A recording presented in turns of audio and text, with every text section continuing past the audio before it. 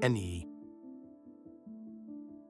Montreal once promised the world a stadium that would pay for itself, and a tower that would stand as the tallest leaning structure on the planet. Today, the tower didn't open until 11 years after the athletes went home, and the debt attached to the whole Olympic Park wasn't cleared for roughly 3 decades. A monument built for 17 days of competition took a generation to actually finish paying for itself. In the early 1970s, Montreal won the right to host the 1976 Summer Olympics, and the city's leadership, under Mayor Jean Drapeau, pitched the Games as a chance to modernize the city's image and infrastructure without burdening taxpayers long-term. The plan centered on a single unified Olympic park, a stadium, a velodrome, athlete housing, and a soaring inclined tower engineered to double as the mechanical anchor for a retractable roof. The promise was simple: build something permanent, build something singular, and let the Games themselves cover the bill. The hidden constraint was the design itself. French architect Roger Taillibert conceived a structure where the roof wasn't just decorative, it was a working machine, suspended by cables that ran down through the tower and retracted the fabric canopy over the bowl below. No one had built an inclined tower at that scale and angle to do this kind of structural work before. That meant the timeline wasn't just tied to pouring concrete faster, it was tied to solving engineering problems that didn't have a precedent to copy from. The first attempt to hit the deadline collapsed under real-world pressure. Labor disputes slowed the worksite, Quebec's winters halted outdoor construction for months at a time, and design revisions piled up as engineers worked through the tower's unprecedented load calculations. When the Games opened in the summer of 1976, the stadium itself was usable, but the tower stood unfinished, and the retractable roof mechanism it was meant to support wasn't in place.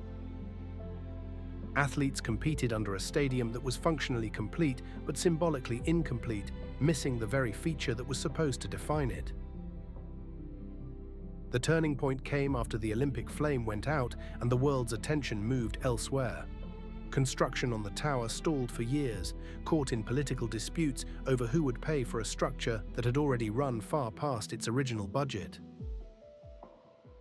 Work eventually resumed through the early 1980s, but by then the project had shifted from an Olympic showpiece into a long-term public finance problem, one that outlasted the mayor who championed it and outlasted the Games it was built for. Understanding why the tower took so long means understanding what it was actually built to do. It isn't a decorative spire, it's a functional counterweight and cable system, angled sharply so that its own mass could pull a fabric roof open and closed over the stadium bowl below. That angle is also what made it, once completed, the tallest inclined tower in the world. Building something that leans that far while still supporting a working mechanical system meant every structural calculation carried more risk than a vertical tower would have. When the roof finally went in and the tower was finished in 1987, it wasn't a symbolic finish, it was the moment the building's core engineering problem was actually solved. The cost of solving it followed the city for decades. Public reporting on the project describes a final price tag far beyond the original estimate, with the gap driven by interest accumulated on Olympic-related debt over the years it took to pay it down. Quebec ultimately used a dedicated tax on tobacco sales to help retire that debt, and by most public accounts, the Olympic-related debt was not fully paid off until 2006, 30 years after the closing ceremony. The retractable roof itself, made of a synthetic fabric material, also proved fragile. It tore under weather stress after installation and was eventually replaced with a fixed permanent roof, meaning the very feature the tower was built to operate stopped functioning as designed. It's worth being careful here about what's settled and what isn't. Exact total cost figures for the Olympic Park vary across different reports, depending on whether they count only original construction or include decades of accumulated interest and later repairs. Some observers frame the delay as financial mismanagement. Others frame it as the predictable cost of attempting genuinely unprecedented engineering on a fixed Olympic deadline. Both readings can be true at once. The ambition of the design and the shortfalls in its financing weren't separate problems. They were the same problem, seen from different angles.